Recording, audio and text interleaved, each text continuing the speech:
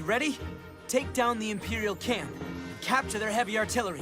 Squad E, move out! It's about time we got a real Valkyria game. I know some people enjoyed Valkyria Revolution, I however wasn't one of them, as it tried to be a mix of Valkyria Chronicles and Final Fantasy 15 to be more exact, and I was also one of the fools who believed it would have been a good game and bought the special Vanagrand edition. I'm happy to say that Valkyria Chronicles 4 is a true Valkyria game. If you're not familiar with what a Valkyria game is, here's a quick summary. Turn-based with a combination of real-time combat, where every move you make has to be done properly, otherwise the game will punish you hard, also referred to as Blitz. Alongside a story that takes huge inspiration of World War II, only it's not based on historical events, so Sega can't ruin what DICE can. Let's fight back!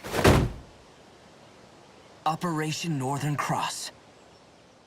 Much like I said before, the story takes a huge inspiration from World War II. The Atlantic Federation, Allies, is locked into a war with the Eastern European Imperial Alliance, which they call the Empire. You can tell who these guys are a mile away. The story focuses on Claude, Wallace and Squad E. You have your standard tropes, the always good commander-in-chief, the hot-headed run-and-gun guy, the calm and collected sniper, the reliable tank operator/mechanic, and the smart girl who acts on emotions even though she would have been straight up bitch-slapped if she hits a commander in the face. And this wouldn't be a proper Valkyria game without an actual Valkyria. This time it's not Selvaria, but someone who looks up to her instead, Chimera, who I'll be calling Mary because forget that weird ass name. She is an interesting character but lacking in certain aspects. For the most part, she wants to be accepted by her peers but is always looked down because of her failures. Mary gets an unexpected love interest in the form of Lieutenant Colonel Volz, who early on just appears to be this I have a massive dick but also a code of honor type guy. Seriously, the first time you see him, he's riding on top of his tank like he owns the place. His tank even has flame decals on it. But as the story goes on, you learn more about him, what his code of honor entails, and some backstory.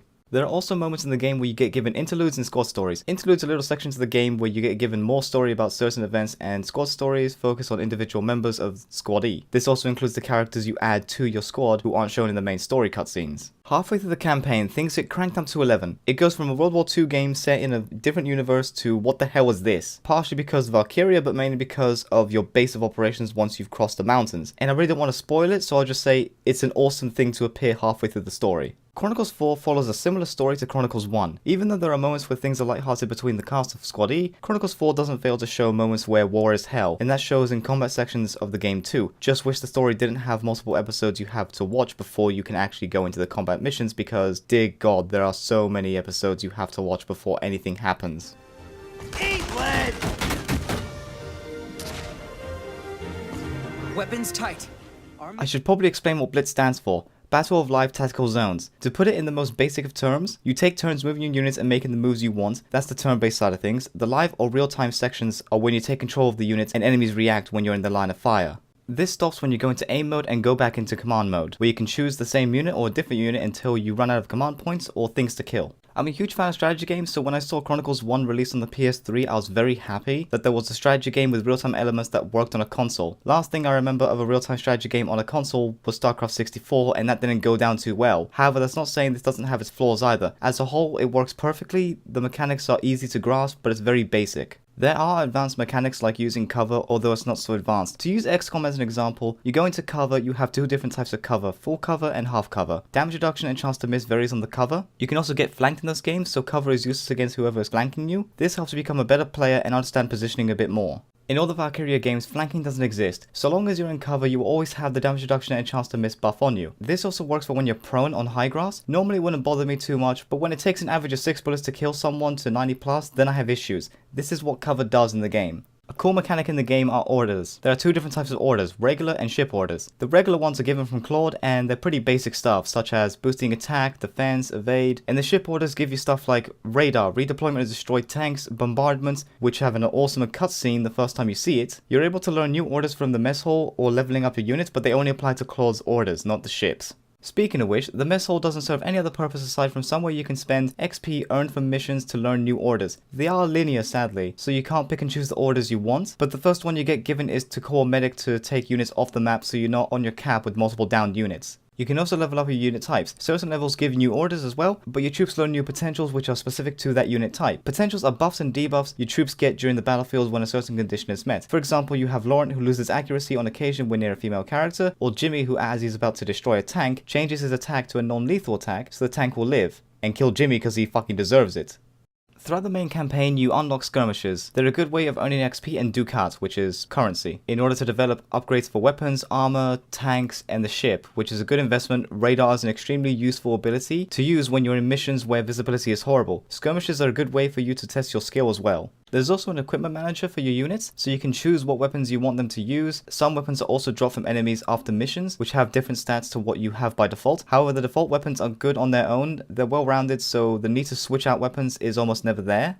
You can also give an accessory to each of your squad members, which gives a buff or sometimes a debuff to certain stats. As you progress through the game, you start receiving more than you can use. Some are direct upgrades to what you already own, while others give you an alternative way of playing, such as sacrificing some of your defense or dodge for extra damage output. Going back to what I said earlier with squad stories, there's a specific type of story you unlocked after doing enough missions with squad members who like each other. There's a relationship mechanic to the game. Thankfully, it's basic so you don't have to deal with the dating sim mixed in. Once you have a squad mission available, we'll be focusing on a specific character. The first I got was for Owlard, I think that's how you pronounce his name, who loves tanks so much you sometimes feel weird bringing him along or anywhere near tanks. He's also an engineer, so you'll be hearing the same line a lot of times.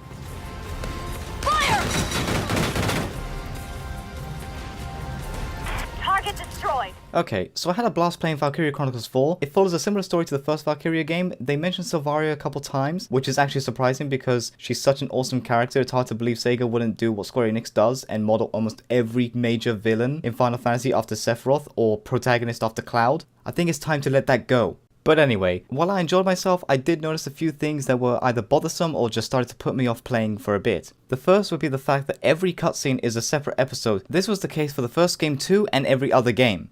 There were moments during dialogue where there was a long pause, either because I read the subtitles too quickly and skipped ahead, or because of some bug. It's hard to tell, but they were there and sometimes I had to skip them altogether because the game wouldn't progress otherwise. This also included missions, and sometimes the missions give you more information on what's going on at that time. There were also moments where difficulty fluctuates. Early on it's fairly easy and rightfully so because it's teaching you the core gameplay, but as soon as you reach something like chapter 7, a jump in difficulty appears. Then it goes back down a little to easy, and out of nowhere, in the last 3 quarters of the game, it gets insanely hard. Overall, I enjoyed Valkyria Chronicles 4, the gameplay was fun and the story was superb. I felt it captured the concept of how far people will go to win a war and fight for what they believe in. The characters are relatable once you get past the anime tropes. And there generally are moments where I started thinking, who are the bad guys really? And I guess that's the point. It is, however, baby's first strategy game, so don't expect too many advanced mechanics. If you enjoyed my review and would like to see more in the future, hit the subscribe button. Also, like and comment, I'm always open to feedback on my reviews. You can also follow me on social media, links in the description down below. Why not take a load off, Lieutenant?